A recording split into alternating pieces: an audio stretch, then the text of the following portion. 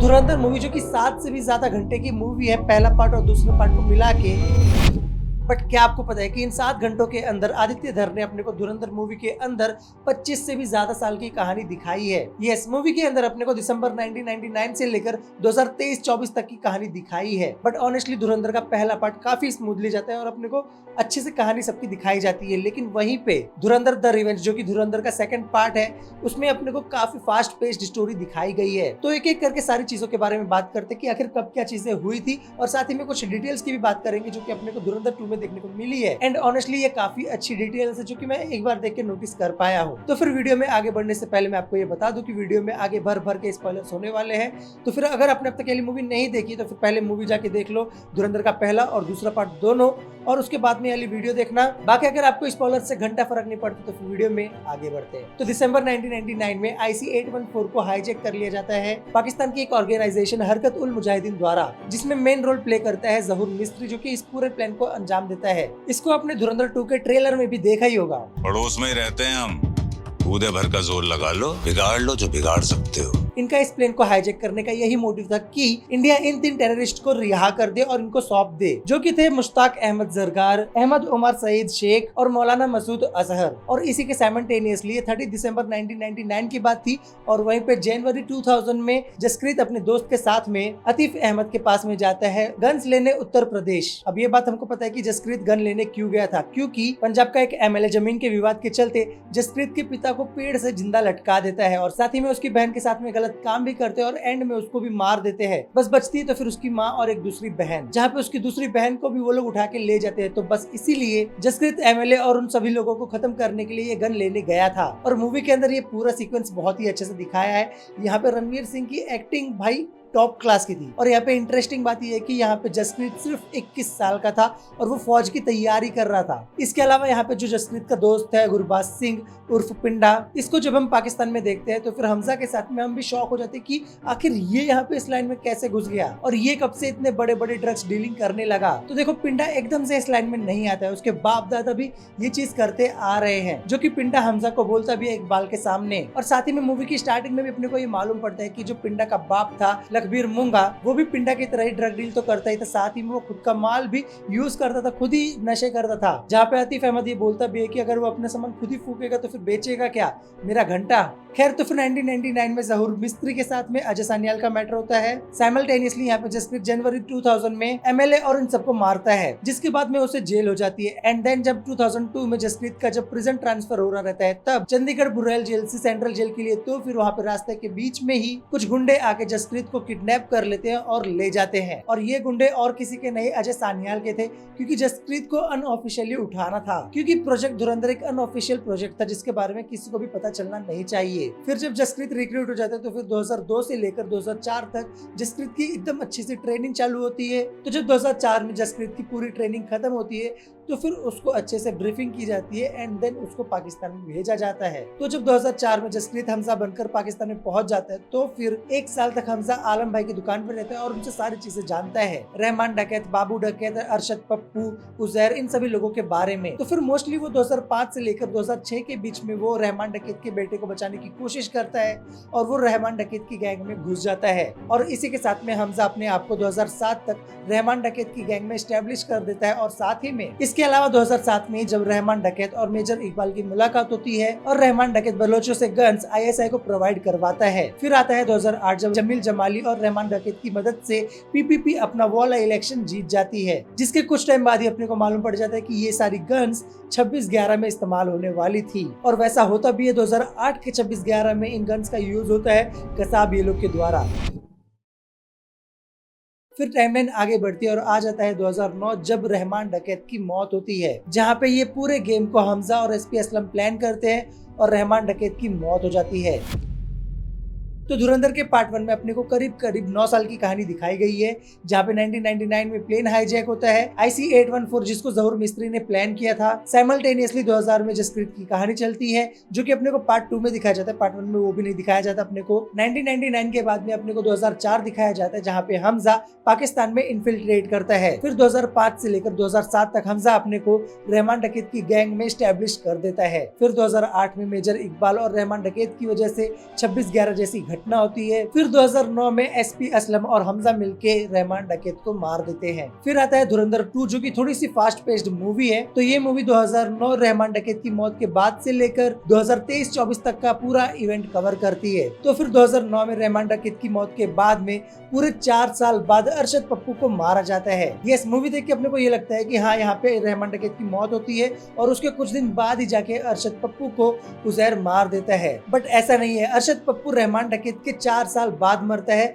यानी कि 2013 में। अब आता है 2014 जब नरेंद्र मोदी इंडिया के पीएम बनते हैं और 2014 में ही जसप्रीत का दोस्त पिंडा आता है ड्रग डील करने के लिए पाकिस्तान में। बट बदनसीबी से वो यहाँ पे एक्सीडेंटली हमजा के हाथों मारा जाता है, जिसका सारा इल्जाम आलम भाई अपने सर पे लेते हैं, जिसके बाद में सबको ये मालूम पड़ जाता है कि ये एक इंडियन एजेंट था। और हाँ, यहाँ पे एक चीज नोटिस करने वाली थी, आई डोंट नो कि आपने ये नोटिस किया होगा कि नहीं किया होगा, हमजा जानबूझ के आलम भाई को गोली तो मार देता है ताकि आईएसआई वाले उसको ज्यादा तड़पाए ना। बट साथ ही में हमजा रिजवान को बोलता भी है कि इसको लेके जाके यहाँ से जला दो। सॉरी वो बोलता है इनको लेके जाकर जला देना। फर्स्ट ऑफ ऑल हमजा आलम भाई की डेड बॉडी को भी रिस्पेक्ट देता है और साथ ही में वो रिजवान को बोलता है कि इनको लेके जाके जला दो, क्योंकि ओरिजिनली वो तो हिंदू ही थे। और यहाँ पे अपने को उनके बारे में ज्यादा तो नहीं बताया जाता है, बट ये बताया जाता है कि आलम भाई बरेली में एक पॉकेट मार चोर थे। और साथ ही में हम लोग यहाँ पे ये भी देखते हैं कि यहाँ पे हमजा को पिंडा के मरने का इतना दुख नहीं होता जितना दुख उसको आलम भाई के मरने का होता है, जबकि पिंडा उसका सगा जीजा था, साथ ही में जसप्रीत का बचपन का दोस्त भी था।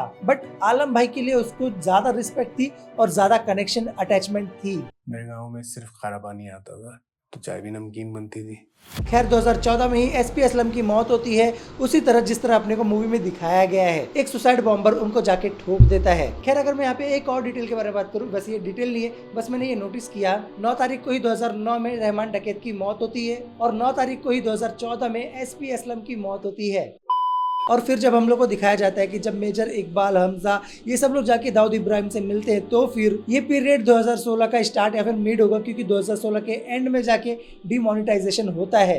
तो जब दाऊद इब्राहिम जावेद खरानी को बोलते हैं कि 60,000 करोड़ और अपने को इंडिया में भेजने हैं, तो ये बात जब अजय सानियाल को पता चलती है हमजा की वजह से, तो फिर इस वजह से 2016 के एंड तक डिमोनेटाइजेशन होता है मूवी के अकॉर्डिंग। अब देखो यहाँ पे थोड़ी सी कंफ्यूजन है। मूवी के अंदर जावेद खनानी, मेजर इकबाल और हमजा ये लोग जब दाऊद के पास में जाते हैं, तो फिर ये जो पूरा सीन है ये मूवी के अंदर एसपी असलम के मरने के पहले होता है, यानी कि जनवरी 2014 के पहले। बट यहाँ पे अगर हम लोग देखें तो फिर यहाँ पे जब दाऊद बोलता है कि हमें 60,000 करोड़ की जरूरत होगी और ये 60,000 करोड़ अपने को यूपी के अंदर भेजना है, और वो बोलता है कि हमें यूपी के इलेक्शन पे ध्यान देना चाहिए, तो फिर वो 2013 में 2017 में आने वाले इलेक्शन के लिए अभी से फंडिंग की तैयारी कर रहा था। आई थिंक ये जो पूरा सीक्वेंस था दाऊद वाला, ये एसपी असलम के मरने के बाद आना चाहिए था। और अगर 2017 नहीं तो फिर 2012 के इलेक्शन के लिए तो बात नहीं करेगा, क्योंकि 2013 में तो अरशद पप्पू मरा था और उसके बाद हमजा किंग ऑफ लियारी बनता है। तो अगर यहाँ पे 2017 की यूपी इलेक्शन के बारे में चल रही है बात, तो मैं इस पूरे सीन को 2016 का लेके चल रहा हूँ। और ये सीन अगर 2016 का है तो फिर ये आगे चल के सेंस भी बनाता है, क्योंकि 2016 के एंड में जाके डिमोनेटाइजेशन होता है और डिमोनेटाइजेशन का मोटिव यही था कि वो ये 60,000 करोड़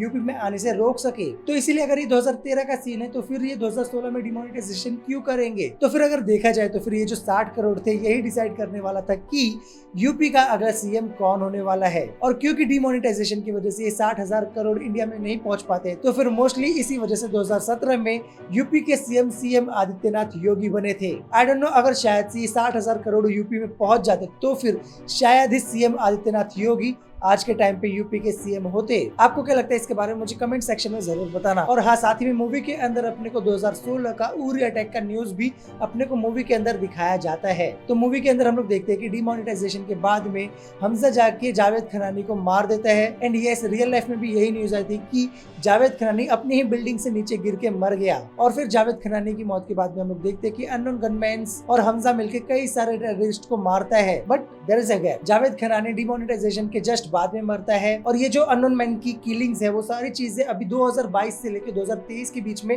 पाकिस्तान के अंदर हुई थी। तो मूवी के अंदर ये सारी चीजें तो कंटिन्यूअस चलती रहती है, बट मूवी के हिसाब से देखें तो फिर खनानी नोटबंदी के बाद में मरता है टेंशन में आके। और ये सारी जो रूथलेस किलिंग्स होती है ये सब होता है 2022 और 23 के बीच में। ये कुछ की लिस्ट है जिनको 2022 से लेकर 2023 के बीच में मारा गया था। इसके अलावा हम लोग मूवी के अंदर देखते हैं कि जहूर मिस्त्री को सारे अननोन गनमैन जब सबको मार देते हैं उसके बाद जहूर मिस्त्री को मारा जाता है। और इस लिस्ट के अकॉर्डिंग इन सारी चीजों की शुरुआत ही जहूर मिस्त्री से होती है। 2022 में सबसे पहले उसी को मारा जाता है। उस टाइम पे ये नौबत तक आ गई थी कि पाकिस्तान गिड़गिड़ा रहा था कि भाई ऐसा मत करो, मत मारो इन सबको। एनी विच वेज मूवी कब 2016 से सीधा 2022-23 तक पहुंच जाती है ये अपने को मूवी देखते टाइम पे मालूम तक नहीं पड़ता। तो अब हम लोगों को पता चल चुका है कि धुरंधर मूवी कैसे 1999 से लेकर 2022-2023 तक चलती है। एंड ये इन सब चीजों के एक साल के अंदर हमजा मेजर इकबाल को मार देता है, यानी कि 2024 तक मोस्ट प्रोबेबली। तो ये थी पूरी टाइमलाइन धुरंधर और धुरंधर द रिवेंज की। ना अब कुछ हिडन डिटेल्स के बारे में बात कर लेते जो कि अपने को इस मूवी में देखने को मिलती है। सबसे पहले पिंडा जब पाकिस्तान आता है और जहाँ पे इनकी मीटिंग होती है पिंडा, मेजर इकबाल, हमजा और जहूर मिस्त्री के साथ में, तो फिर ये जो जगह है जहाँ पे इनकी मीटिंग होती है ये वही कराची की शॉप है जिस शॉप के लिए मेजर इकबाल एसपी असलम के सामने इन दोनों को आग लगवा देता है। इस चीज का हिंट अपने को तब मिलता है जब इकबाल बोलता है सबको कि ये इन्हीं की दुकान है, यानी कि जहूर मिस्त्री की, जिसपे जहूर मिस्त्री बोलता है कि ये सब इन्हीं का कराया है, ये आप ही की दुकान है ना। अब इस मूवी की सबसे बेस्ट डिटेल जो कि मुझे इस मूवी की लगी, और इस डिटेल से मैं ये वाली वीडियो खत्म करता हूँ। कहने के लिए तो बहुत सारी डिटेल्स है इस मूवी के अंदर, क्योंकि आप तो जानती हो कि peak cinema, peak detailing by Aditya Dhar. तो मूवी के एंड में जब हमजा को पकड़ लिया जाता है तो फिर अजय सानियाल शमशेद को कॉल करते हैं, ISI के डायरेक्टर जनरल शमशेद हसन को कॉल करते हैं। तब कॉल के स्टार्ट में अजय सानियाल बोलते हैं अस्सलाम वालेकुम। तो इस टाइम पे शमशेद को ये लग रहा था कि वो अभी एडवांटेज पे है, हमजा उसके पास में कैद है, और अजय सानियाल ने जानबूझ के अस्सलाम वालेकुम से बात स्टार्ट की क्योंकि उसको भी लगे कि हाँ वो डोमिनेट कर रहा है हमको। बट जैसे जैसे अजय सानियाल अपना एक एक पत्ता खोलते हैं और उसको डोमिनेट करते जाते तो फिर जब अजय सानियाल सारी चीजें उसको भेज के जब उसको फाइनल ऑर्डर देते कि भाई इसको जाके वहाँ पे छोड़ दो, तब वो फोन कट करते टाइम पे नमस्कार बोलते हैं, जो कि अपने इंडिया की पहचान है। और हमने कई जगह पे तो ये देखा ही है कि कोई भी अगर फॉरेनर है उसको अगर अपने आपको इंडियन जैसे प्यार दिखाना है तो वो नमस्कार ही बोलता है। तो ये थी पूरी वीडियो धुरंधर मूवी की टाइमलाइन और कुछ डिटेल्स के बारे में। बाकी मुझे नहीं पता कि आप इस पूरे नॉलेज का क्या करने वाले हो। बस अगर आपको वीडियो अच्छी लगी तो वीडियो को लाइक कर देना, चैनल पे नए हो तो चैनल को सब्सक्राइब करना मत भूलना। और क्योंकि मैं ये वाली वीडियो बहुत टाइम बाद डाल रहा हूँ तो फिर अच्छा रिस्पॉन्स दे देना, क्योंकि आगे की वीडियोस अच्छी आने वाली है। और फॉर श्योर इसकी हिडन डिटेल्स के बारे में तो बात करने वाले हैं आगे चल के। बाकी आपको क्या लगता है इन सब चीजों के बारे में मुझे कमेंट सेक्शन में जरूर बताना। मिलूंगा मैं आपको अगली वीडियो में, तब तक के लिए शुभकामनाएं।